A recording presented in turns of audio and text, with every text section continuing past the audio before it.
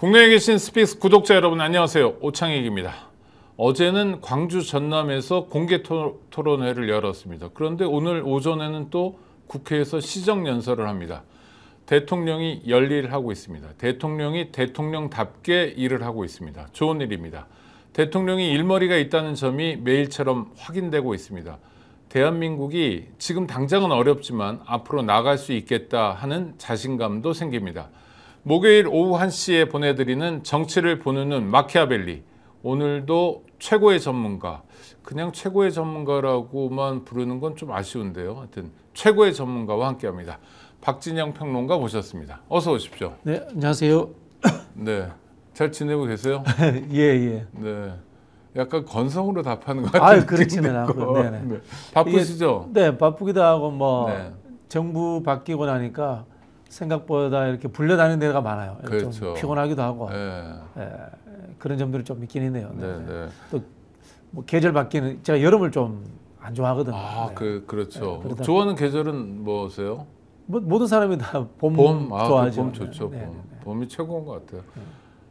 그래도 여름은 봄 다음에 있다 해가지고 1월을 얻습니다. 저는 긍정적으로.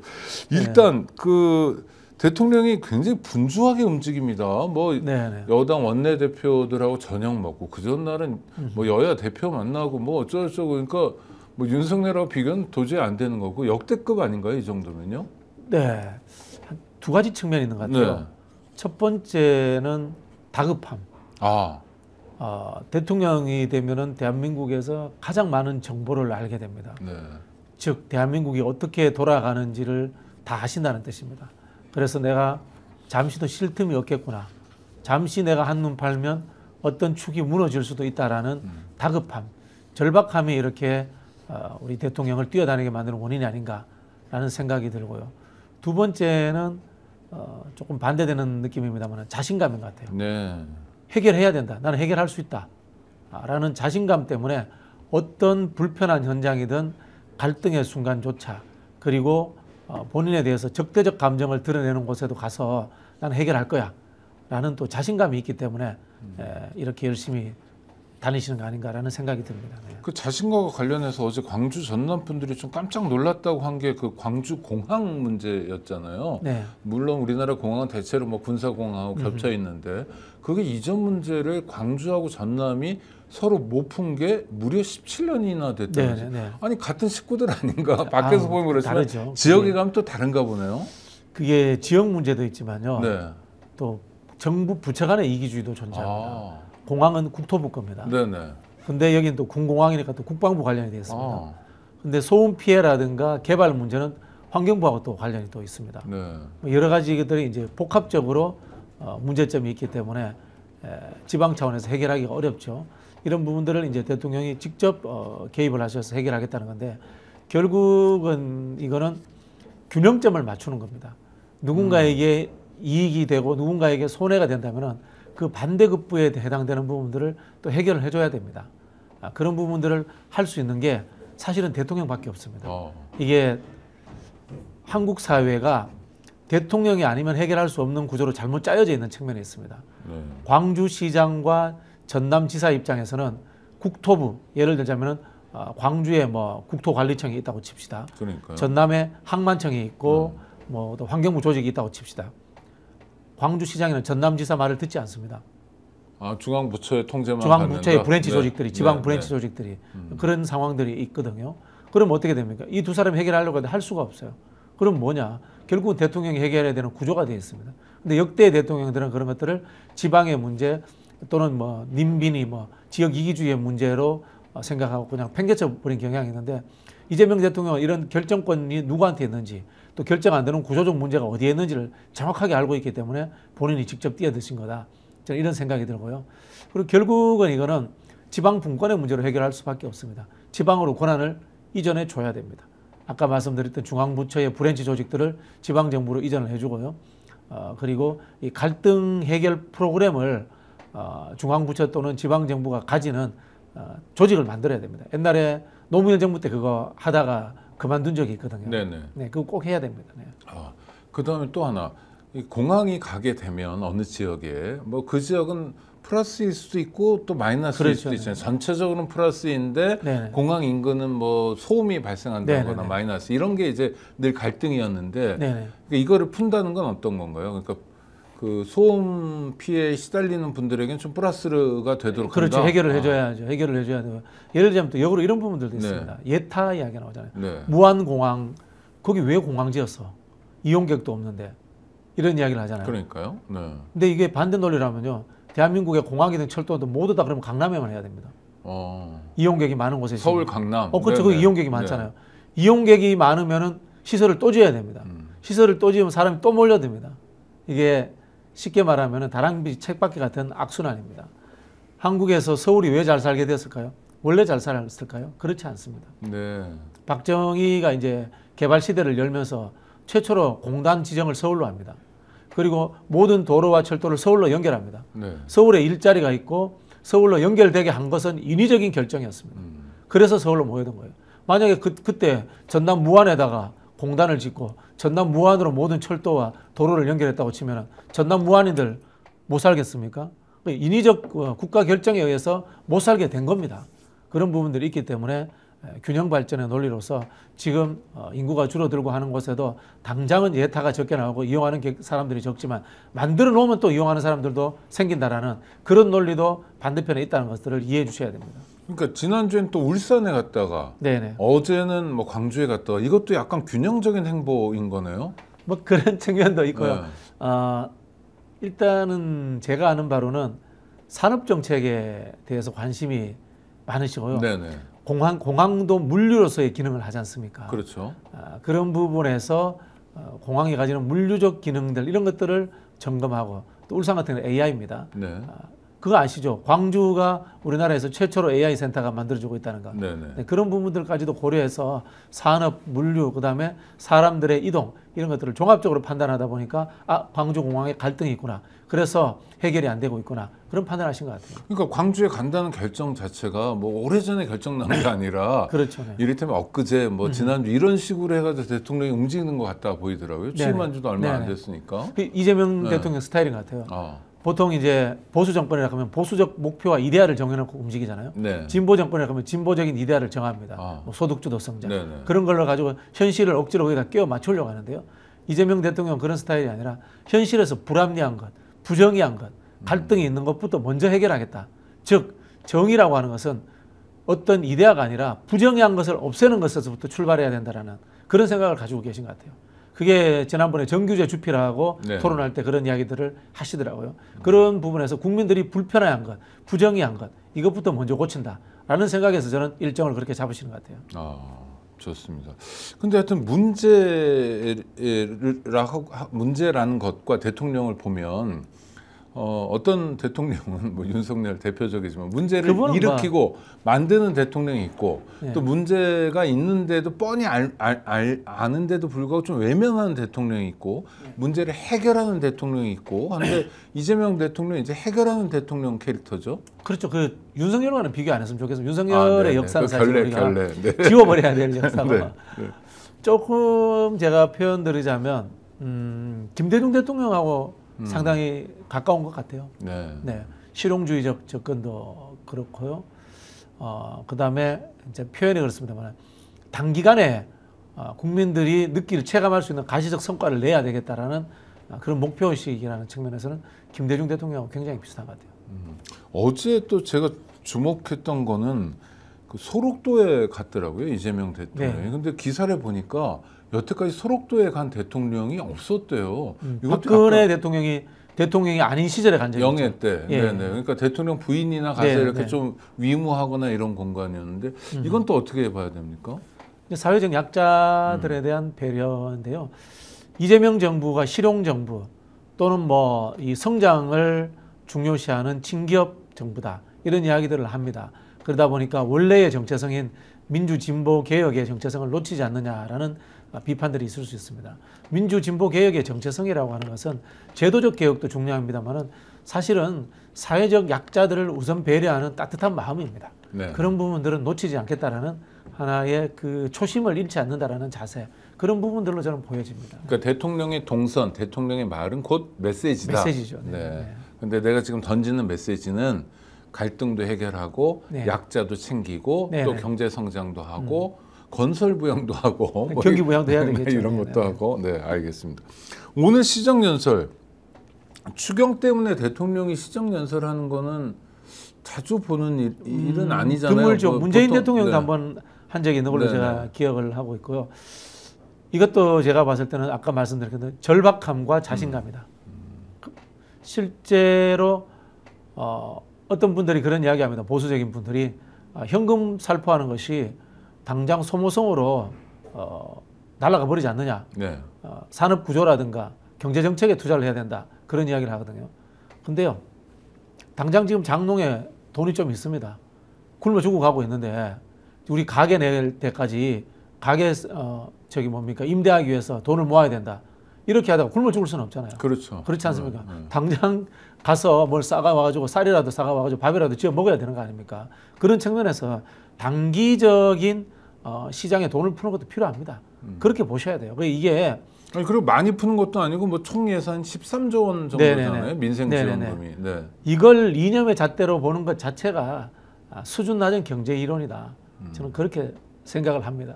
우리 보통 경제 3주체를 기업, 가계, 국가라고 하지 않습니까? 네. 저는요. 그런데 기업과 국가는 가계를 위해서 존재하는 거라고 봅니다. 이게 자유주의 정신입니다. 그렇죠. 자유주의 정신입니다. 개인, 가계를 위해서 국가와 기업은 존재해야 됩니다. 그렇다면요, 가계가 당장 어렵다면 당장 지출이 될 수 있는 여력을 만들어 줘야 되는 거고요. 또 장기적인 관점에서 기업과 국가는 또 투자라든가 성장 담론도 만들어내야 되는 겁니다. 그래서 어느 것을 배제한다, 어느 것을 또는 잘못된 것이라고 하는 것이 않고 같이 가야 됩니다. 네. 오늘 시정연설의 앞대목에서 뭐 외교 얘기를 하면서 여긴 색깔도 없다. 네. 그리고 여야 없다. 오로지 국익만 있다. 이런 대목은 평가할 만한 대목인 거죠. 좀 더 나가자면요, 외교는 그냥 다 보수입니다. 네, 네. 외교에는 원래는 진보가 있으면 안 되는 게 현실이에요. 네, 네, 네. 다만 이제 우리가 세계 평화라든가 코스모폴리탄적 사고를, 세계 시민주의적 사고를 한다면은 그런 부분들에 대해서 고려를 해야 되겠죠. 솔직히 말씀드리면은 미국이 나쁩니까? 이란이 나쁩니까? 이스라엘이 나쁩니까? 이란 피해자예요. 그렇죠. 네. 이란은 피해자입니다. 네. 이란은 피해자인데 평화를 애호하는 선진국들 한마디도 안 해주고 있습니다. 하물며 스칸디나비아 삼국들, 노르웨이, 핀란드, 스웨덴 평화에 대해서 얼마나 앞서 나가는 양 치부하는 나라입니까? 한마디도 안 합니다. 독일 오히려 이란 잘 얻어맞았다 소리하고 있습니다. 프랑스 그냥 진짜 립서비스 한번 하는 수준입니다. 근데 마크롱이 한마디 하긴 했죠. 네. 진짜 네. 국익이라는 냉혹한 국제 정치의 현실인 겁니다. 그런 부분에서 외교는 다 보수입니다. 외교의 진보는 솔직히 말씀드리면은 존재하지 않는 겁니다. 진보는 NGO는 하는 거다. NGO는 하는 네, 거다. 네. 참 죄송한 말씀입니다만. 네. 아니요, 뭐 그 네. 맞죠. 왜냐하면 국가 이익이 걸린 문제니까 네, 네, 네. 거기서 막 앞서가거나 이럴 수는 없고. 그래서 그런 원칙, 그 일부 네. 진짜 기본이 안 된 인간들이 이야기했습니까? 자유민주주의적 가치에 의한 외교 그런 거 존재하지 않습니다. 그런 거는 그냥 다 정치적 수사고 거짓말입니다. 네. 외교는 그냥 현실주의입니다. 그러니까 나토 회담에 대통령 이재명 대통령이 이번에는 안 가는 게 좋겠다라고 판단했을 때도 약간 반발이 있었잖아요. 네. 그건 어떻게 봐야 됩니까? 그건 뭐 대한민국 언론이나 뭐 정치인들이 수준 낮잖아요. 국제 정치 수준 모르니까 낮다. 떠드는 이야기고요. 근데 일본 총리도 안 가고 호주 총리도 그렇죠. 안 간다니까 약간 수그러들긴 했습니다. 그럼 뭐 가도 되고 안 가도 되는 겁니다. 네. 가도 되고 안 가도 되는 건데요. 뭐 예를 들자면 이런 거 아닙니까? 나토에 이제 우리 무기 팔아먹기 위해서 가자라는 이야기인데 그거 가서 얼마 팔겠어요? 그 협상이 이루어집니까? 미리 준비를 해야죠. 그러려면. 다자간 네. 외교에 특히 옵저버잖아요. 다자간 외교라는 것은 양국이 만나는 비밀 외교라든가 특별한 성과를 내는 외교를 못하도록 하기 위해서 만든 제도가 다자간 외교예요. 네, 네. 그러면 거기에서 특별한 협상을 하지 말라는 뜻이에요. 상견례 외에는 존재하지 않아요. 거기 가가지고 인사하자마자 아이고 우리 무기 몇 개 사주세요. 말이 됩니까? 그럼 말 같자는 이야기죠. 그 듣는 입장에서도 그러겠네요. 그러니까 거기 웃기지 가서 하는 마세요, 이야기는 이러겠네요. 네. 그냥 상견례하고 다음에 한국 한번 오십시오. 우리는 평화를 애호합니다. 그리고 우리하고 쌍방에 무역을 통해서 좋은 결과를 냅시다. 따로 한번 만납시다. 이 정도 하는 게 다예요. 그런 부분에서 꼭 가도 되고 안 가도 되는 건데 제가 봤을 때는 두 가지 측면인데 이란하고 러시아 측면 같아요. 네. 갔을 때 미국이 이란에 대한 어떤 압박을 할 거 아닙니까? 동의를 받아내려고 하는데 지금 이란은 우리하고 석유 교역에서 굉장히 한라인 역할을 해주고 그렇죠. 있습니다. 가스도 그렇고요. 예, 그리고 네. 또 제가 정확하게 모르겠는데 우리가 이란에 줄 돈이 있는지 이란이 우리한테 줄 돈이 있는지 우리가 이란에 줄 돈은 안 주고 있습니다. 안 주고 있습니다. 굉장히, 6조가 7조가 뭐 어마어마한 돈. 있을 겁니다. 네, 그런 네. 부분들이 있어서 불편할 겁니다. 네. 그런 부분들이 있고요. 그 다음에 이재명 대통령 공약 중에 북구 강로가 이야기했습니다. 네. 북구 강로 누가 하는 겁니까? 러시아하고 하는 거잖아요. 네. 근데 나토가 지금 러시아를 상대로 하는 조직이지 않습니까? 그런 부분에서 꼭 러시아에게 적대적 향의를 할 필요가 있는가? 아마 손익분기점을 따져봤을 겁니다.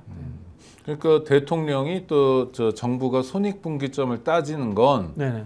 그냥 자연스러운 일이다. 자연스러운 거죠. 그거 가지고 왈가왈부 하는 거는 이익이 안 될 때만 왈가왈부 해야 된다. 그렇죠. 네, 알겠습니다. 이건 정말 명심해야 될 상황인데 스픽스 지금 제방 라이브인지 구별이 안 된다고요. 지금 라이브입니다. 라이브 오후 1시 몇 분입니까? 지금 17분을 막 지나고 있습니다. 최고의 평론가 박진영 선생과 함께하는 마키아벨리 라이브로 보내드리고 있습니다. 근데 오늘 국힘의원들 반응은 조금 아니 그래도 첫 번째 시정 연설이니까 그냥, 예. 그냥 박수도 좀 쳐주고 일어나 뭐 이렇게 지나가면 좀 일어나기도 하고 그래야 되는데 국힘의원들이 하여튼 대표적으로 좀 안 그랬고 또 국무위원들도 뭐 뚱하니 앉아 있고 그러더라고요. 네, 뭐 저기 표현이었습니다. 아직 정신 못 차렸다. 아, 네. 이게 정답인 것 같아요. 두 가지 측면인데요. 첫 번째는 내란 관련해서 김용태 비대위원장이 윤석열 탄핵 반대 단독을 없애야 된다라고 했는데 이거 진행 안 되고 있잖아요. 네. 그런 부분들이 아직도 내란의 늪에서 빠져나지 못하고 있다. 윤석열의 족쇄를 벗어나지 못하고 있다라는 측면이 들고요. 두 번째는 윤석열 정부 내내 동안 국정 운영을 하지 않고 오히려 야당이 국정에 대해서 관심을 가지고 진행했던 민생 경제 입법에 대해서 전부 다 거부권을 행사하고 국민의힘이 거기에 동조했어요. 여기서 벗어나야 됩니다. 그래야지만이 이 정당이 내란으로부터 벗어날 수 있고 민생과 경제를 생각하는 국민들을 위한 정당이 될 수 있는데 거기에 대해서 아직도 전혀 반성이 없습니다. 그러다 보니까 과거의 관행대로 우리는 야당이니까 그냥 발목 잡을 거야. 발목 잡아도 됩니다. 근데 자신들의 정체성이 뭔지 자신들의 상태가 어떤지 알고 발목을 잡아야 되는 겁니다. 아직도 내란 세력의 입장에서 발목을 잡고 아직도 거부권을 남발해서 민생과 경제를 폭망시키는 입장에서 발목을 잡으면 안 됩니다. 제대로 된 성장 담론을 가지고 민주당과 경쟁하겠다는 입장에서는 발목 잡아도 됩니다. 근데 정신 차려야 됩니다. 근데 정신 못 차릴 것 같아요. 그러니까요. 그러니까 대통령이 처음 왔으면 그래도 막 취임한 지 얼마 안 됐으니까 박수도 치면서 네. 마음에 안 내켜도 네. 그러면서 할 건 하고 그렇죠. 이래야 국민의힘의 지지율도 올라가고 힘도 실릴 텐데 왜 이런 전 것도 정당이 아닙니다. 없어져야 됩니다. 네. 제가 봤을 때는. 이런 것도 제대로 안 하고 못 하나 하는 생각이 들고요. 그다음에 이제 대통령 퇴장할 때 장면을 보니까 이렇게 국힘 의원들하고 악수하다 권성동 의원이 뭐라고 그러니까 툭 치더라고요. 또 정성호 의원은 자기가 대통령을 툭 치고 네. 이건 좀 이례적인 거 아닙니까? 대통령을 치고 대통령이 국회의원 야당 의원을 툭 치고 아니 그러니까 친근감의 표시잖아요. 네. 여태까지 좀 못 봤던 장면이죠. 참 이재명 대통령의 스타일이기도 하고요. 우리 역대를 한번 되돌아보겠습니다. 노무현 대통령은 이제 우리 좀 오래됐으니까 네네. 차지하고라도요. 김대중 대통령은 늘 어른이었습니다. 그렇죠. 어른 선생님, 그렇죠? 선생님. YS도 늘 어른이었습니다. MB도 정치권에 들어오는 순간에 이미 중진 이상이 되어서 들어왔습니다. 네. 박근혜도 늘 어른이었습니다. 문재인 대통령도 정치권에 들어와서는 늘 어른이었습니다. 그런데 이재명 대통령은 기초단체장 출신이에요. 네. 그러다 보니까 소탈한 거죠. 소탈하고 격이 없이 지내는 것에 대해서 익숙해져 있는 거죠. 그런 부분들인 것 같고요. 또 한편으로는 제가 앞서 말씀드린 것처럼 자신감의 표현인 것 같아요. 나는 뭐 격이 없이 이렇게 편하게 지내도 정책을 위반하고 정책을 통과시키고 하는 부분에 있어서는 잘할 수 있기 때문에 그런 형식적인 부분들은 나는 구애받지 않는다.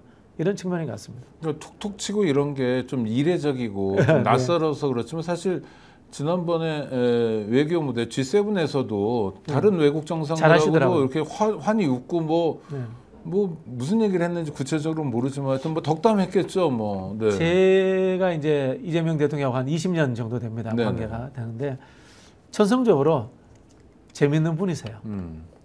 솔직히 말씀드리면 조금 더 나아가서 살짝 개구지신 분이에요. 진짜 농담도 잘하시고 그 강훈식 비서실장 할 때 나 없으니까 좋았지. 네. 그런 스타일이시다 보니까 대인관계 아주 친근감 있게 잘하세요. 그게 정치를 푸는데 큰 도움이 될 거라고 봅니다. 네. 아마 나중 되면은 그 야당들이 그냥 다 이재명 대통령 할 때 녹아버릴 것 같아요. 그래요? 네. 네. 좋습니다. 그다음에 또 재밌는 게 정청래 의원하고 박찬대 의원이 이렇게 기다리고 있더라고요. 그 악수하는데 둘이 막 손을 잡게 하고 뭐 이거 다 쇼잖아요. 그러니까 쇼죠. 메시지. 네. 이런 것도 독특해 보였어요. 싸우지 말고 좋은 경쟁해라. 둘 다 친명이다. 네, 뭐 그런 뜻이죠. 둘 다 누가 되든 당 대표 누가 되든 난 지지한다. 뭐 이런 거죠. 그렇죠. 특히 이제 우리 지지자들도 좀 유념해 주시면 좋을 게 여당은 중진의 무덤입니다. 네. 조금 잘못 이렇게 거칠게 다루면요 흠결이 나잖아요. 그럼 다음 총선에서 굉장히 위기에 빠질 수 있습니다. 개인적으로. 그래서 양기 후보 두 분을 박찬대 정청래를 아끼시는 분들은 상대까지 고려해서 과도한 네거티브로 흠집이 나지 않도록 해주는 게 굉장히 저는 중요하다는 생각이 듭니다. 근데 지난번에 민주당 안에서 원내대표 선거할 때도 약간 이렇게 목소리가 좀 올라오고 요번에 당대표 선거도 약간 그런 경향이 있더라고요. 이게 선거가 가진 속성인 것 같긴 한데 그래도 당내 대결에서는 조금 뭐 예의도 지켜야 되는 거 아니냐? 그렇죠. 네. 우리 이낙연 대표 보셨잖아요. 네네. 대선 경선 때. 네. 그렇게 하면 안 되는 거잖아요.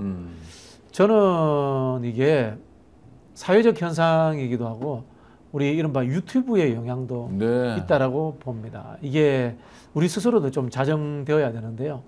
인간이 가지는 하나의 저는 속성이라고 봐요.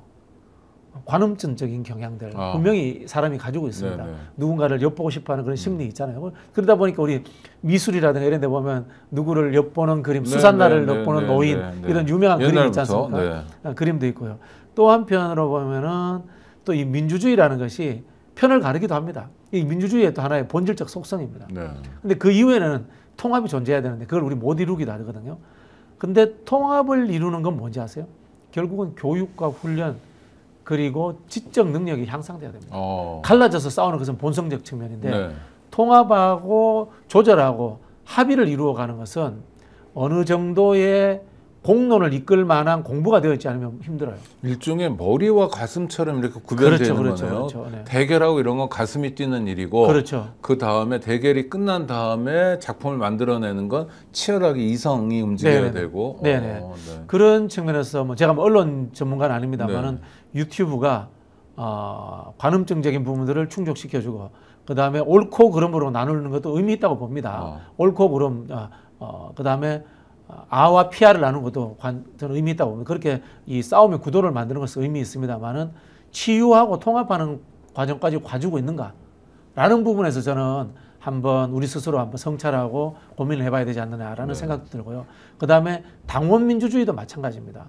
당원들을 한편으로 보면은 동원의 대상으로만 생각하고 실제로 교육과 훈련의 기회 그리고 더 성장할 기회를 제공해주고 있는가? 당원 민주주의가 이 부분에 대해서도 저는 고민해야 된다고 봅니다. 지금 더불어민주당이 일단 사례가 제가 노무현 정부 때 열린우리당이라고 합니다. 기간 당원제를 설계한 사람입니다. 네. 설계한 뭐 여러 사람이 같이 설계했습니다만 그 중에 한 사람인데 가장 저희가 중요시했던 것들이 1년에 5회 이상 오프라인 교육을 받으라는 것이었습니다. 그러지 않으면 당원 자격을 박탈했습니다. 야, 당원 되는 게 만만치 않네요. 네, 돈 낸다고 해서 당원이 되는 게 아닙니다. 당비도 내야 되고 네, 교육을 받으라는 이야기를 교육을 했습니다. 받아라. 이게 왜 중요하냐면요. 보수 정당과 달리 진보 정당은 미래의 것들을 상상하고 예측해야 됩니다. 네. 그럼 어떻게 돼요? 지적 능력이 없으면은 미래의 것들을 상상하고 예측할 수 없습니다. 진보는 공부하는 겁니다. 네. 공부하지 않는 건 진보가 아닙니다. 절대. 보수는 예전의 것들을 그대로 하면 되기 때문에 네네. 반성적으로 하면 됩니다. 진보는 앞으로 나아가야 되고 새로운 것을 상상해야 하기 때문에 공부해야 됩니다. 공부하지 않는 진보 정당은 가짜 진보 정당입니다. 그리고 오프라인이라는 것도 의미가 있네요. 오프라인은 혼자서 인터넷 인강 듣지 말고 그렇죠, 모여서 강의 듣자. 맞습니다. 그래서 뒤풀이도 하고 맞습니다. 자기들끼리 좀 토론도 하고 교분도 맞습니다. 쌓고 네, 그게 맞습니다. 정당이다. 네. 그럼 예를 들어 이런 거네요. 지금 AI 얘기 많이 하고 뭐 기후 위기 얘기하고 뭐 어쩌고 네네네. 그러는데 그런 것도 당원들이 공부를 해야 된다. 맞습니다. 기후 위기가 뭔지 이게 왜 심각한지 우리가 어떻게 능동적으로 대응해야 되는지 전 세계 근데 지금은 그렇게 안 하는 거 아닌가요? 전 세계에서 더불어민주당 당원이 제일 많습니다. 이게 네? 좋은 거겠습니까? 아니, 공산주의 국가 빼고 네. 공산주의 국가 중국 빼고 공산당원이 더 많을 것 같아요. 공산주의 국가 빼고 민주 시민 국가에서 일반적으로 미국의 민주당원, 뭐 공화당원보다 네네. 더불어민주당 훨씬 더 많다. 이게 전 정상 아니라고 봅니다. 네. 우리 이제 서구 민주주의 국가의 최고의 정당을 독일 사민당으로 이야기하는데요. 네네. 독일 사민당의 당원이 한 40만 정도 됩니다. 그렇죠. 시작한 게 1852년인가 네네, 그렇습니다. 40만 정도 네. 되는데 굉장히 까다롭습니다. 당원을 되고 당원증을 받는다고 해서 굉장히 자랑스러운 일입니다. 자랑스러운 일이고 교육받은 인텔리라는 것에 대한 자부심을 느끼게 해줍니다. 리더군요, 일종의. 리더죠. 국민들 사이의 리더입니다. 그런 리더의 부분들, 자격은 공부에서 나온다. 뭐 물론 당비도 많이 당비도 제가 알기로 한 10만 원씩 내는 걸로 알고 있거든요. 한 달에 10만 원이요? 한 1년에 한 10만 원. 1년에 10만 원. 10만 원 더 될 겁니다. 요즘은. 네. 교육받고 이렇게 해야 되는데 그런 부분들도 지금 이번에 우리 당대표 선거하면서 한번 고민해 보실 필요가 있다 이런 생각이 듭니다. 네. 근데 그 좀 이상적이다라고 생각하시는 분들도 있겠지만 이미 노무현 정권 때 했습니다. 설계했던 거고 시행했던 했습니다. 건데 네. 퇴보한 거네요. 노무현 정부 때 5시간이면 지금은 더 해야 되겠네요. 노무현 정부 이렇게 때 하면. 네. 그뿐만이 아니라 중앙위원회라는 제도를 전부 다 직접 뽑았습니다. 네. 그래서 한 70명, 80명 정도의 중앙위원회를 뽑아서 일상적 최고 의결 기구를 했습니다. 한 적이 다 있습니다. 네. 좋습니다. 그러니까 우리 양석진 구독자님, 당원이 많은 게 왜 좋은 게 아닐까요? 단순히 당원만 많다는 건 좋은 게 아니다라는 그렇죠. 말씀이잖아요. 그렇죠. 많으면 그래서, 좋죠. 그러니까 교육받은 당원, 네. 역동적인 당원, 대한민국이 어디로 가야 될지를 아는 당원들이 많은 거는 네. 환영하지만 그냥 동원식 당원. 그렇죠. 동원식 당원이 나는 많은 건 박찬대가 이제 좋아, 정청래 싫어, 또는 정청래가 좋아, 박찬대 싫어 라는 식으로 동원되는 당원들은 많아봤자다. 그렇죠. 네, 알겠습니다. 아주 무식한 질문 하나. 박찬대가 좋아요? 정청래가 좋아요? 라고 묻는다면 뭐라고 대답하시겠습니까? 좋은 사람 좋아하세요. 그리고 좋은 이유를 찾아주세요. 이렇게 말씀드리고 싶고요. 당대표도 야당이든 여당이든 네. 국가 지도자입니다. 그러면은 내가 이재명과 가깝다라는 것만으로는 승부하지 마시고 본인이 왜 지도자가 되어야 되는지를 분명히 저는 밝혀주셔야 된다고 보고요. 제가 그런 이야기하고 다닙니다. 이재명을 지키기 위해서 당대표가 된다 이런 이야기를 하시는데요. 이재명 대통령 본인이 알아서 잘 지키십니다. 그렇죠. 그리고 대통령이니까. 네, 두 분들보다 정치적도 훨씬 뛰어나시고요. 네네. 일도 잘하시니까 이재명 대통령 지켜주신다는 이야기 하지 마시고요. 이재명 대통령에게 다른 뭔가 플러스 알파를 이른바 이제 더해줄 수 있는 그런 본인만의 특장점, 본인만의 리더로서의 어떤 뭐라고 합니까? 메리트 이런 거를 저는 국민들에게 보여주셔야 된다 이 말씀 드리고 싶어요. 그러네요. 지금 구도가 나는 이래서 이재명하고 가까워 하는 데서 맴돌면 지켜보는 국민들 입장에서 좀 답답하다. 네네네. 저 사람들은 왜 저기서 못 나가냐. 그러니까 이재명 대통령이 잘한다 못한다라는 평가와 별개로 좀 아쉬울 수 있는데 우리 역시 박지영 선생님 좀 달리 보시는군요. 각자 자기가 뭔가 나는 누군가를 그렇죠. 보여줘야 된다. 네. 아니 뭐 그냥 이재명 투 할 것 같으면은 당대표 뭐하러 뽑습니까? 대통령 뭐 당 총재 겸임하라고 하시면 되죠. 옛날 전두환이 하던 그렇죠. 것처럼. 그렇게 하시면 되죠. 당대표는 대통령 뭔가 달라야 됩니다. 네. 난 대통령과 똑같기 때문에 나를 찍어달라. 이렇게 하실 거면 당대표 나오시면 안 됩니다. 저는. 네. 그럼 지금 말씀하신 그런 게 이제 주요 공약이 돼야 되겠네요. 그렇죠. 우리 당원들이 늘었는데 네. 여기서 멈추면 안 되고 뭐 1년에 5번이든 10번이든 교육을 받도록 하겠다. 네? 또는 뭐 정책 생산 역량을 어떻게 강화하겠다. 뭐 정부를 어떻게 견인하겠다. 당장 예를 들자면요. 송미령 장관 문제입니다. 네네. 대통령은 국가를 통합적으로 운영해야 되니까 저는 송미령 장관 같은 분을 임명하는 것이 굉장히 정치적 의미도 있고 또는 그 실용적인 접근이라고 봅니다. 관료 사회에 주는 메시지도 그렇죠, 있을 수 있네요. 그렇죠. 근데 당이라고 하는 것은 정당은 파티입니다. 부분입니다. 네네. 일단 우리 당원과 지지자들의 의견이 중요하다고 봤을 때는 전 정부의 그것도 양국관리법을 반대하던 사람을 장관으로 계속 쓰는 게 옳습니까? 라고 질문 던져야 됩니다. 이게 당대표의 일이에요. 그래서 당대표의 일과 대통령의 일은 다른 겁니다. 그리고 그 과정에서 대통령과 토론하면서 정리를 하셔야 되는 거예요. 근데 보통은 당대표가 그런 역할을 하면 야, 대통령이 이제 막 시작하는데 도와주지는 못할 망정 고춧가루 뿌리냐 또는 너는 네 정치만 하냐 너만 돋보이려고 하냐 이런 공격도 만만치 않을 것 그게 같은데요. 이제 어느 선까지 하느냐의 차이 아니겠습니까? 네네. 대통령 망해라, 우리 정부 망해라라고 하는 것과 애정을 가지고 쓴소리를 하면서 그걸 또 통합적으로 같이 컨센서스를 만드는 합의를 한다면은 그게 훨씬 더 일진보된 우리 내부에 분명히 불만이 있는 분들의 불만을 해결해 주는 게 되잖아요. 그렇게 돼. 그게 이른바 변증법 아닙니까? 네네네. 네. 그러네요. 정반 합의되는 것 아니겠습니까? 네. 그러니까 반의 입장에 대해서 뜨악하게 생각할 필요는 없는 거고 네네네. 그게 많을수록 훨씬 더 풍부해진다 이런 거고요. 좋습니다. 오늘 시정연설은 어떻게 보셨어요? 민생을 역시 강조하는 네네. 얘기였죠. 네. 이럴 때일수록 어려운 사람들은 더 어려우니까 좀 챙겨보자라는 네. 거였는데 어떻습니까? 잘 통과가 될까요? 통과가 되겠죠. 쪽수가 많으니까. 통과가 되는데 이 부분은 우리 당에서 네. 국민의힘과 국민들을 좀 더 설득해야 됩니다. 즉 반대하는 국민들, 즉 민생지원금을 찬성하는 분이 한 70에서 80% 정도 됩니다. 네네. 나머지 20%도 설득해야 돼요. 이게 경제적인 승수 효과가 있다는 이야기를 지속적으로 해주셔야 됩니다. 네. 복지 차원이 아니라 경제적인 승수 효과까지도 있다라는 것들을 가지고 국민들을 설득을 해줘야 되고요. 필요하다면 이런 걸 가지고 방송국에서 한번 특집 다큐멘터리로 만들어 보죠. KBS 뭐 쓸데없는 짓 하지 말고 이런 것 좀 네. 하면 어떨까요? 그런 생각이 듭니다. 재난지원금의 효과 역대 통계 있지 않습니까? 네네. 그런 것도 있을 것이고 또 외국의 사례도 있을 것입니다. 네. 미국 같은 경우에 재난지원금 바이든이 엄청나게 풀었잖아요. 네. 그게 지금 미국 경제가 다시 살아나는데 큰 도움이 됐다고 하거든요. 그런 다큐멘터리도 하나 만들고 이런 것 좀 해주세요. 쓸데없는 예능이나 많이 만들지 말고 그랬으면 좋겠어요. 하긴 공영방송 KBS는 토론도 안 하고 요새 그렇죠? 네네. 일요일 아침에 일요 진단인가 뭐 심심한 거 말고는 당직자 아니 뭐죠? 저 당국자 나오는 거 말고는 거의 안 하더라고요.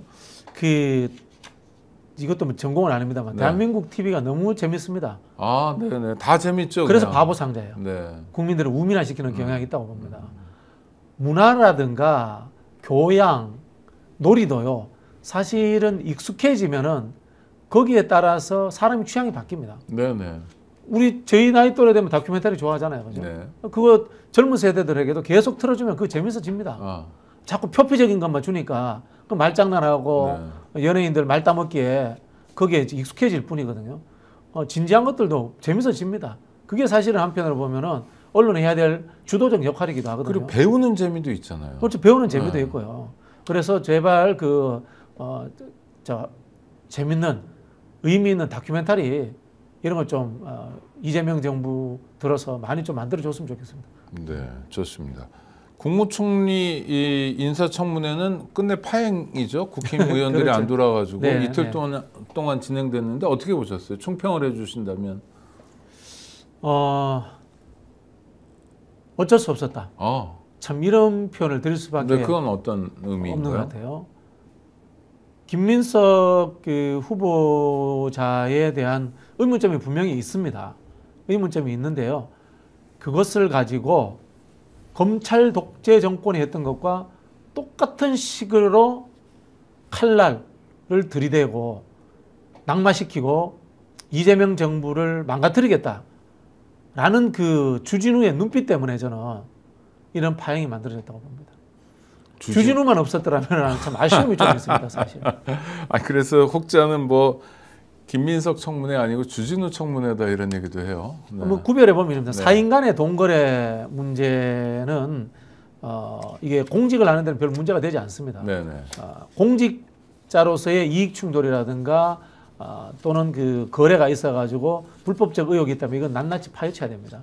사인 시절에 있었던 경조사비 문제나 이런 것들은 그냥 참 국민들 입장에 봤을 때는 좀 과다하다 있을 수 있지만은 관행의 측면이 있기 때문에 죄스럽다, 죄송하더라고 넘어가는 겁니다.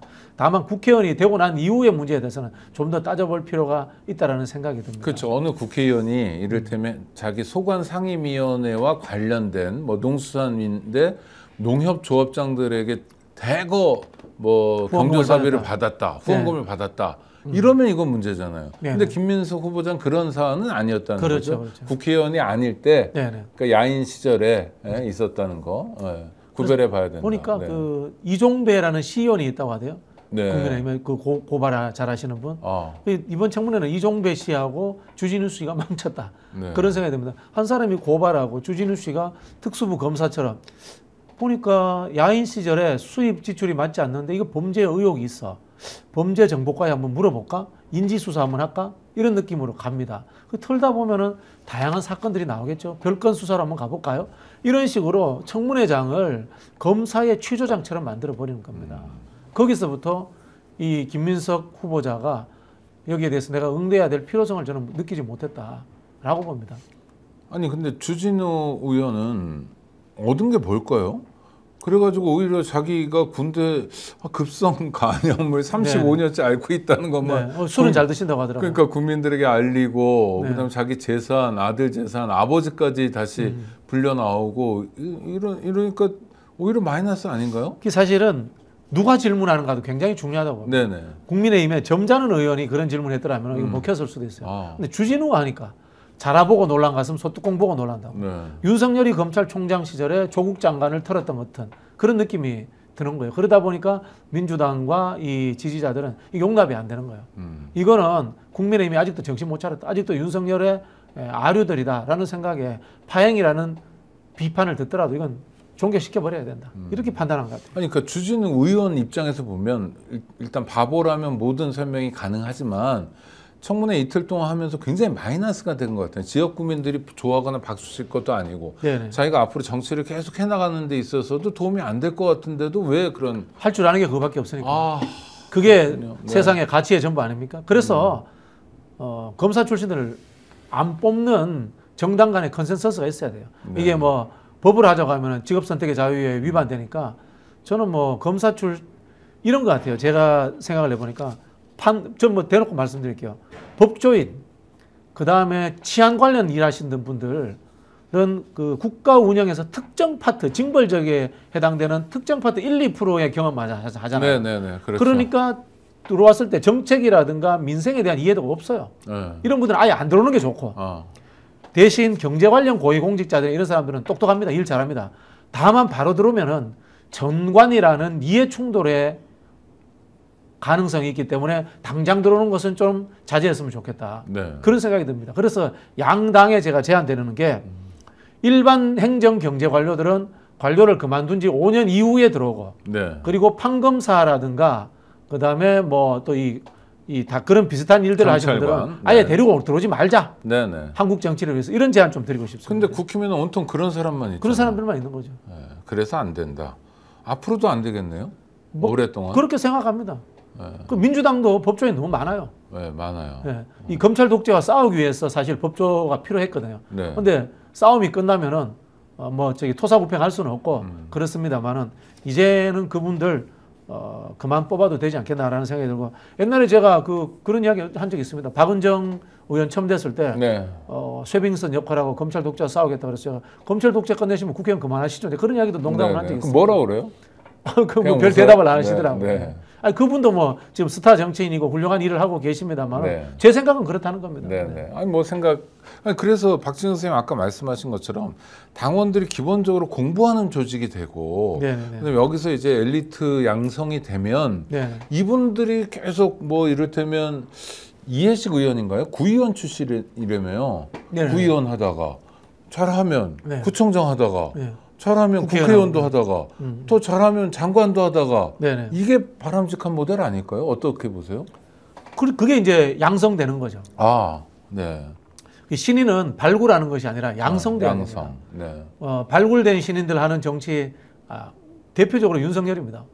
이준석이기도 하고. 이준석이 발굴된 네. 사람, 네, 네. 윤석열이 발굴된 거예요. 네, 네. 하는 행태를 보십시오. 네, 네. 그게 한동훈도 발굴된 겁니다. 하는 행태를 보십시오. 같은 검사 출신이라도 하다못해 권영세나 권성동이 낫다 그래도 그래도 낫죠. 윤석열보다는 그렇죠, 네, 그렇죠. 더 망가지지 않는다. 발굴하지 마시고 신인을 양성해 주실 것을 진심으로 부탁을 드립니다. 네. 그런 의미에서 더불어민주당이 해야 될 역할이 크네요. 아까 말씀드렸지 않습니까? 중심을 잡아줘야 교육과 돼요. 훈련. 교육 훈련. 진보 정당은 교육과 훈련이 없으면 진보 정당이 아닌 겁니다. 네. 잘 될까요? 해야죠. 아, 해야 된다. 해야 된다는 것은 제가 봤을 네. 때는 진보 정당을 추진하는 사람들의 당위성입니다.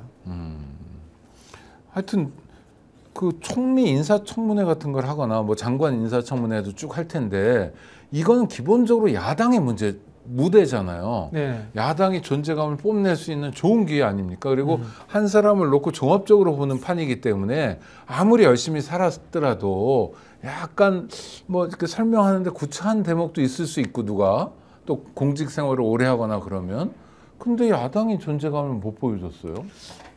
이상한 너무 존재감만 수준이 보여줘. 떨어지고요. 아까 말씀드린 것처럼 거기도 관료들이잖아요. 네네. 관료들이고 윤석열이 아루다 보니까 거기에서 윤석열이 누군가를 취조했던 것 같은 그 수준에 머물고 있는 거예요. 저는 김민석 총리 후보자의 약점을 알아요. 네. 제가 야당이었으면 정말 매섭게 한번 몰아칠 자신이 있었어요. 뭐 정몽준한테 가고 이런 거요? 그런 부분들도 네. 있고 청년 시절의 정치인과 지금의 정치인의 스타일의 네네. 문제라든가 분명히 이야기할 거 얼마든지 있거든요. 그럼 못 꺼집어내더라고. 그거는 안목의 문제입니까? 자질의 문제입니까? 도둑이 제발 저러서 그런 겁니까? 할 줄 아는 게 그것밖에 없는 거죠. 네. 쉽게 말하면 윤석열한테 배워온 것들, 그다음에 관료 생활하면서 곁눈질로 정치를 배운 것들이 그것밖에 없는 거죠. 그럼 거의 앞으로 대부분의 인사청문회가 그런 식으로 가겠네요. 그렇죠. 네.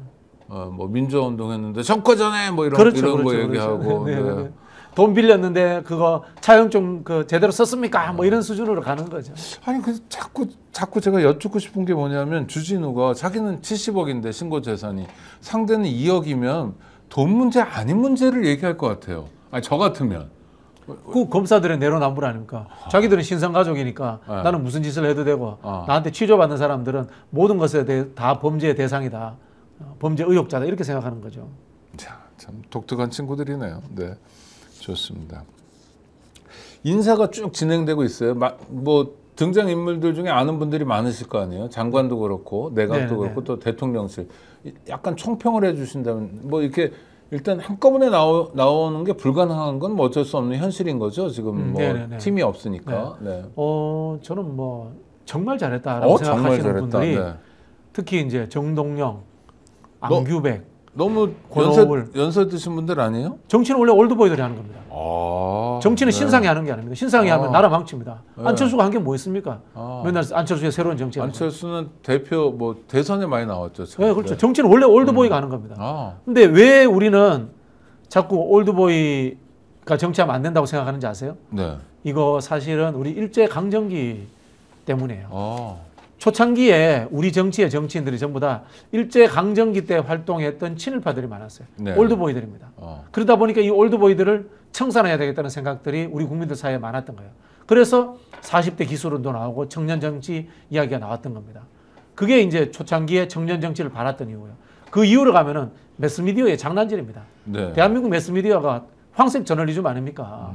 그냥 옐로우 페이퍼 수준이니까 신선한 거, 무균질 정치인 뭐 이런 거 있지 않습니까? 네. 오세훈 띄워주고 박찬종, 박찬종, 이런 오세훈, 식으로. 이준석 띄워주고 신상이 나오면 재밌거든요. 아. 새로운 상품 개발하듯이 그렇게 하다 보니까 신상이 좋은 것이다 이렇게 생각을 하는데 정치는 올드한 사람이 잘하는 겁니다. 경험이 많고. 그럼 하나하나 한번 봐요. 다만 올드하다는 것이 네. 구태하고 비리다라는 것은 이야기하는 것은 아니고요. 네. 나이가 들었으면서도 청년 정신을 가지고 미래지향적인 정치를 하자라는 사고를 가진 분을 말씀드리는 겁니다. 그럼 정동영 통일부 장관 후보죠. 왜 전 청년 정치인이라고 봅니다. 아니 그러니까 왜 장점이 있어요? 그러니까 일단 예전에 했던 사람이라서. 했던 사람이기도 하고요. 그 네. 중에서도 개성공단을 직접 연 사람입니다. 아.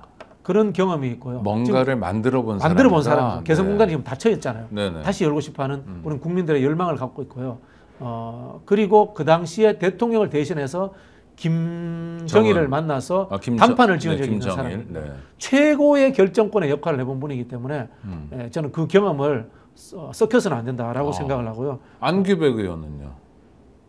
안규백 의원도 20년 가까이 국방위를 하신 분이지 않습니까? 그 경험이 풍부하고 그럼에도 불구하고 민간인 장관이라는 또 최초라는 또 상징성도 네네. 갖고 있습니다. 그런 부분에서 저는 굉장히 기대가 된다라는 말씀드리겠습니다. 권오을 장관. 권오을 장관도 마찬가지죠. 오랫동안 정치하신 분이잖아요. 네네. 근데 이쪽 진영에서는 또 신선한 분이에요. 상징성이 있는 분이에요. 국민 통합의 의미도 있고 상징의 의미도 있고 실질적으로도 잘하고 두 가지를 다 갖춘 분이에요.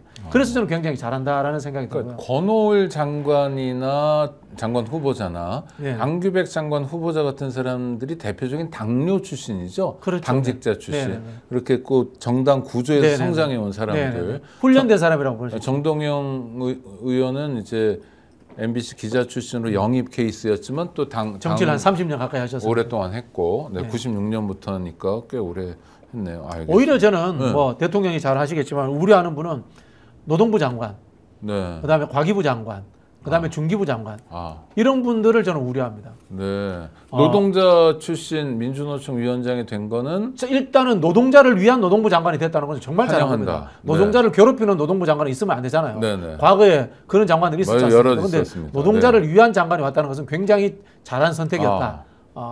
다만 요만큼 우려가 되는 것은 네네. 이게 정부의 운영이라는 것은 전체적인 국정 기조 속에서의 노동 정책이지 노동 정책만 돌출적으로 뛰어나가서는 안 되잖아요. 네네. 그런 부분에서 이분이 그런 균형감을 갖춰 주십사 하는 부분인 거고요. 마찬가지입니다. 과기부 장관이라든가 그다음에 중기부 장관도 기업화된 분이에요. 근데 또 이분들에 대해서 저는 우려를 갖고 있는 게 네. 기업은 경제적 효율성, 돈 버는 게 우선입니다. 그렇죠. 정부는 정당성과 평등성이 우선입니다. 그런 부분에서 기준점들의 마찰이 존재하는데 이 부분들이 그런 부분에 대한 이해가 있는지 그래서 거기에 대해서 얼마나 균형점을 찾을지에 대해서는 좀 지켜봐야 되고 사실은 이 몫은 조율하는 모든 것은 대통령의 몫입니다. 그래서 대통령이 정말 저는 자신감을 가지고 있다는 것을 느끼는 게 그렇지 않으면은 노동부 장관에도 흐리멍텅한 사람, 과기부 장관에도 흐리멍텅한 사람, 중기부 장관에도 흐리멍텅한 사람, 흐리멍텅하다는 나쁜 뜻이 아니라 네네. 절충적인 사람들을 네네. 앉혔을 건데 뾰족뾰족한 사람들을 앉혔잖아요. 그냥 한번 그죠? 네 길로 가라. 네 길로 네. 가봐. 네. 노동부 장관은 노동자의 이익을 극대화해봐. 과기부 장관은 AI 한번 집중해봐. 네. 중기부 장관은 중기업 살리는데 다른 눈치 보고 해봐. 하고 이걸 조율하는 건 대통령의 몫이에요.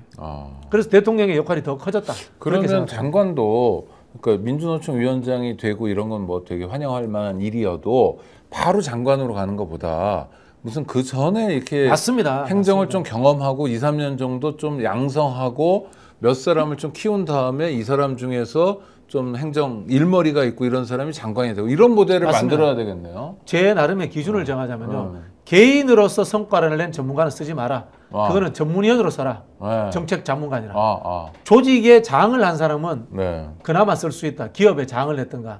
이 노동자라고 하신 분도 민주노총 위원장 출신이니까 네네, 조직 관리했죠. 조직 관리를 네. 할 줄 아는 사람입니다. 네. 의견 수렴을 할 줄 아는 사람이고 또 그 과기부 장관이라든가 중기부 장관도 기업에서 임원을 했기 때문에 조직을 운영할 수 있는 기본 능력이 있는 분들입니다. 네네. 그런 분들 그까지는 조건이 되고요. 네. 그 다음에는 그보다 하위직의 공직 경험을 갖춘 다음에 왔으면 더 좋았지 않았냐라는 아쉬움은 있습니다. 네. 그럼 앞으로는 그 이재명 정부가 이 일꾼이 민주당의 일꾼만이 아니라 대한민국의 일꾼들을 양성해야 된다는 측면에서 지금부터라도 부지런히 좀 넣어줘야 되겠네요.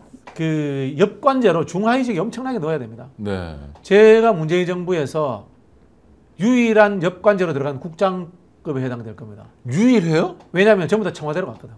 청와대로 가거나 아니면 장관 보좌관 물론 몇 명 좀 있습니다. 제가 네네. 찾지는 못하겠습니다만은 저는 기억이 잘 안 날 정도로 별로 부처의 없다. 국장들 과장들하고 같이 일했습니다. 네네. 그 청와대에서 지시하는 자리가 아니었고요. 그 굉장히 중요하다고 봅니다. 그럼 뭐가 좋습니까? 그리고 제가 문재인 정부에 청와대에 있었던 애들보다 훨씬 많이 알잖아요. 일도 많이 해봤고요. 그런 겁니다. 자신감도 생기고 직접 같이 했으니까. 일머리 알고 명령만 내리는 권력을 쓴 자리가 아니었으니까. 명령을 내리는 자리는 일은 편하게 하겠네요. 그렇죠. 시키면 뭐 권력을 하는 하는 신용이라도 거니까. 하니까. 네. 그러나 그 사람이 일꾼이 되는 건 전혀 별개의 문제다. 네. 네, 아주 중요한 포인트 같습니다. 좋아요.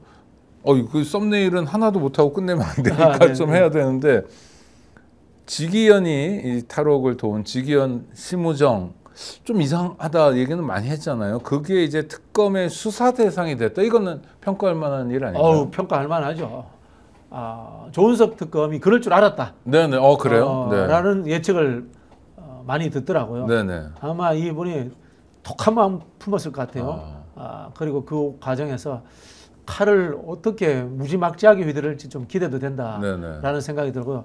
당연한 거 아닙니까? 그때 그 나오는 과정에서 어떤 윤석열 쪽에 힘이 작동했다.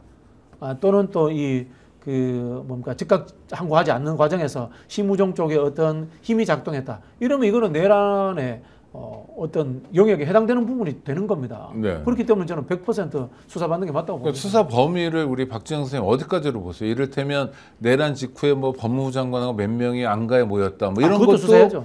그렇고. 다 수사해야죠. 다 수사 대상이라고 봅니다. 그러니까 계엄을 시작하고 뭐 2시간 후에 계엄 해제되고 뭐 어쩌고 요것만이 아니라 네네. 그러니까 심우정 뭐 이런 것까지가 다 준비 단계에 있었던 수많은 네. 공무원들도 저는 수사 대상이라고 그러면 보고요. 권한대행인 뭐 한덕수나 당연히 수사 대상. 최상목이 뭐 이렇게 약간 농간 부리는 거 아니야? 뭐 이런 대목. 저는 네. 윤석열 정부의 국무위원은 다 수사 대상이라고 봅니다. 아, 네. 네. 정치 보복이라고 투덜대지 않을까요? 그건 뭐 특검이 알아서 하는 문제지. 보복을 대통령은 민생 경제에 관심을 다 쏠려 있는데 네. 무슨 보복을 합니까? 전혀 그럴 생각이 없으신 것 같은데요.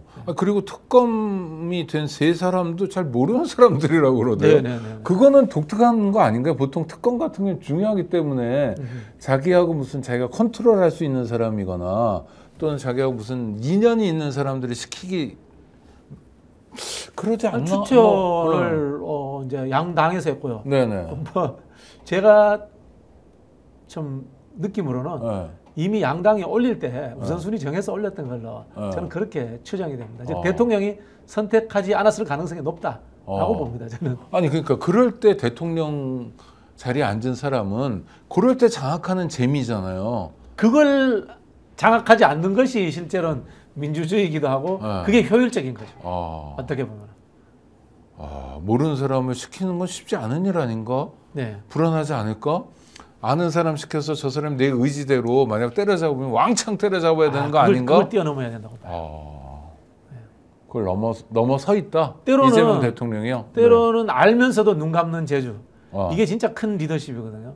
우리 삼국지에 보면 관도 대전이라고 네. 삼국지 3대 대전 중에 네, 하나인데요. 네, 네. 조조하고 원소가 싸우잖아요. 조조가 이겼어요. 원소 장막에 가니까 조조 부하들 중에 원소한테 아부하려고 편지 보낸 게 엄청나게 많았던 네, 거예요. 네, 네. 조조가 그걸 다 불태워버려요. 그거는 조조가 큰 리더십을 보여준 거예요. 모른 척 해주는 거야. 모른 척 해주는 거. 네. 그것도 큰 리더십이거든요.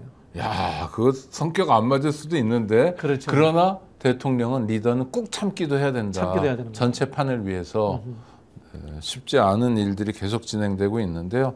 그래도 요즘은 글쎄 모르겠습니다. 저만의 주관적 생각인지 모르겠지만 길거리 다니면서 보는 시민들 표정이 좀 밝아진 것 같기도 하고 아니, 네. 어떻게 보세요? 그냥 저작거리의 반응 뭐 이런 거는 일단 편해졌죠. 사람들이 편해졌잖아요. 네. 이게 뭐 내란이 일어난다, 경제가 폭망한다, 북한에서 뭐 오물풍선 날라고 미사일이 날아온다라는 위험 요소가 없어진 거죠. 그래서 저는 이재명 대통령이 정말 잘한다라고 느끼는 게 앞서서도 이야기했습니다만은 어떤 이상향을 정하기보다 불편한 것들을 하나하나 제거해주는 네, 거예요. 광주공항 문제도 마찬가지고요. 대북 전단지 문제, 확성기 문제도 마찬가지고요. 그 다음에 또 뭐 사례가 생각이 안 납니다. 네네. 불편한 것들을 없애주는 것이 사실은 정치가 해야 될 일이고 성군이라고 하잖아요. 조선시대. 네네. 성군은 임금이 있는지 없는지 몰라야 된다는 거죠. 지금 왕이 이름이 뭔지 네, 몰라야 된다는 거죠. 네네네. 그럼 옛날에 그게 그랬죠. 불편함을 계속 없애주는 거예요. 이게 참 잘하시는 것 같다는 생각이 들고 취임한 지 한 달도 안 됐는데 느낌은 한 몇 년 하신 것 같다. 이런 생각이 그렇죠. 들어요. 아니 또 재밌는 게요. 국무총리보다 통일부 장관이 10년쯤 더 선배, 10년 네, 선배, 네. 딱 10년 선배. 그다음에 국무총리보다 또 한 10년 뭐 그 이상 비서실장 또 후배. 네, 네. 뭐 이렇게 연령도 다양하게 있는데 보통은요. 보통 네, 인사를 네, 하면 네, 네. 국무총리가 한덕수처럼 가장 연세 드신 분이 딱 앉아 있고 그다음 장관들은 그 밑으로 이제 이렇게 하잖아요. 그런 게 인사 문법 아니었나요, 여태까지요? 뭐 그런 게 좀 깨진 거죠. 저 깨질 때가 되지 않았나. 나이에 의한 연공 서열도 이제 깨질 시대가 됐다라는 네. 생각도 들고요. 각자의 역할을 잘하시면 된다는 생각이 듭니다. 제가 한번 예측을 해보자면 통일 외교 안보 한 팀은 알아서 굴러갈 것 같아요. 대통령이 크게 신경 안 쓰시더라도 정동영, 위성락, 이종석, 조현, 이종석 네. 요 네 통일 외교 안 버티면 알아서 잘 굴러갈 근데 거예요. 거긴 최고의 전문가. 연세들이 많아요, 그렇죠? 그러니까 최고 대한민국 최고입니다. 최고. 잘 굴러갈 거고 대통령에게는 크게 네네. 신경 안 쓰실 것 같아요. 그러면 다행인 거네요. 대통령 입장에서 네. 신경 안 써도 그리고 되면. 네. 제가 봤을 때 어. 행정 라인들은 우리 총리한테 많이 맡길 것 같아요. 네. 행안부라든가 법무부라든가 있지 않습니까? 그런 제도와 시스템 부분들. 그리고 민생경제라든가 이런 부분들은 대통령이 직접적으로 다 챙길 것 같아요. 그래서 장관들이 매일 대통령실 불려다닐 것 같아요. 네. 그게 맞다고 봐요. 제 소신입니다. 저는 지금 한국식 대통령제 저는 별로 안 좋아하거든요. 네네. 저는 순수 대통령제 좋아합니다. 네네. 미국식의 순수 대통령제를 선호하는데 장관은 그냥 폼 잡는 국무위원이 아니라 대통령의 참모 비서일 뿐이에요. 네. 대통령이 부르면 바로바로 튀어가야 되고요. 네. 대통령이 무한 책임을 져야 된다고 생각합니다. 그래서 만기칠람해야 되고요. 모든 것을 알아야 되기 때문에 윤석열 같은 바보 대통령은 절대 대한민국에 태어나서는 안 되고 앞으로 정당에서 대통령 선출할 때 사전 시험도 저는 좀 쳐야 된다. 네. 문해력 있어야 되고. 문해력 있어야 되고 시험 자기가 쳐야 된다. 글도 써야 되고 맞습니다, 카톡 이런 거 텔레그램도 빨리빨리 해야 되고. 뭐 그런 이야기 하잖아요. 똑똑한 참모가 있으면 대통령은 조금 멍청해도 된다. 그건 네네네. 안 통할 거짓말입니다. 새빨간 거짓말입니다. 멍청한 대통령들이라는 거짓말입니다. 그렇지 않습니다. 저는 그렇죠. 그 대통령은 보고가 참인지 거짓인지를 알아야 모든 되잖아요. 것을 저는 다 알아야 된다고 생각하고 모든 것을 다 책임져야 된다는 생각이 들고요. 더 적극적으로 나아가자면 저는 총리도 없애는 게 맞다고 봐요. 네네. 선출되지 않은 1인지와 만인지상이 존재하는 것은 민주주의 원칙에도 맞지 않고요. 대통령이 다 하는 게 맞습니다. 네. 알겠습니다. 하여튼 이재명 정부가 조금씩 윤곽을 갖추는데 이전까지 봤던 모습하고는 사뭇 다른 모습인데 박진영 평론가의 안내를 따라가다 보면 우리가 좀 진일보할 수 있는 아주 중요한 전환점인 것 같아서 마음이 좋습니다. 따지고 보면 딱 3주 지났는데도 한 3년 된 것 같아요. 한 달도 안 지났는데도 그렇습니다. 네. 알겠습니다. 구독자 여러분 잘 알고 계시다시피 최대 128만 원의 기회 놓치지 마세요. 인터넷 TV 신규 가입 시 48만 원, 휴대폰 구입 시 최대 50만 원, 정수기 렌탈 시 최대 30만 원, 인터넷 가입과 동시에 알뜰폰 또는 휴대폰 새로 장만 없이 현재 지금 쓰고 있는 휴대폰의 통신사만 변경하면 최대 30만 원 혜택을 돌려드립니다. 인터넷 성능은 거기서 거기죠. 혜택만 잘 비교해 보시기 바랍니다. 비교원은 23년 동안 60만 명 누적 가입자 그리고 983억 원의 누적 현금 사은품 지급 그리고 개인정보 보안도 철저해서 단 한 건의 보안 사고도 없었습니다. 8억 원 이상의 보증보험을 가입해 한 분도 억울한 일 없도록 준비된 인터넷 비교원. 인터넷, 휴대폰, 정수기 비교는 비교원에서 하세요. 자세한 내용은 1670-2571를 통해서 상담 받으시거나 네이버에 인터넷 비교원을 검색하시고 상담 신청하시기 바랍니다. 두 번째로 알려드릴 소식입니다. 스픽스가 최근에 야심차게 준비해서 또 진행하고 있는 사업인데요. 스픽스몰 공동구매, 정말 말 그대로 파격 특가입니다. 전국 최저가인데요. 지금 딱 제철 상품을 내놓고 있습니다. 맛 좋은 대추 방울토마토 500g짜리 팩 하나가 아니라 2개에 7,500원입니다. 방울토마토 팩 2개 7,500원. 그리고 제철에만 맛볼 수 있는 신비복숭아 2kg에 18,900원. 한 세트로요. 그러니까 방울토마토와 신비복숭아 25,800원에 드립니다. 이거 모두 무료 배송이고요. 스픽스가 새롭게 만들어낸 공동구매, 이번에도 완판의 신화를 만들 것 같습니다. 기대해 주시고 또 많이 참여해 주시기 바라고요. 지금까지 마키아벨리 최고의 전문가 박진영 선생님과 함께했습니다. 우리 스픽스 많이 아껴주시고 또 구독, 좋아요로 성원해 주시기 바랍니다. 함께해 주셔서 정말 감사합니다. 고생하셨습니다. 감사합니다. 오늘 방송 어떠셨습니까? 마음에 들었다면 구독, 좋아요로 스픽스를 응원해 주십시오. 여러분들의 구독, 좋아요는 가장 큰 힘이 됩니다. 스픽스 구독, 좋아요.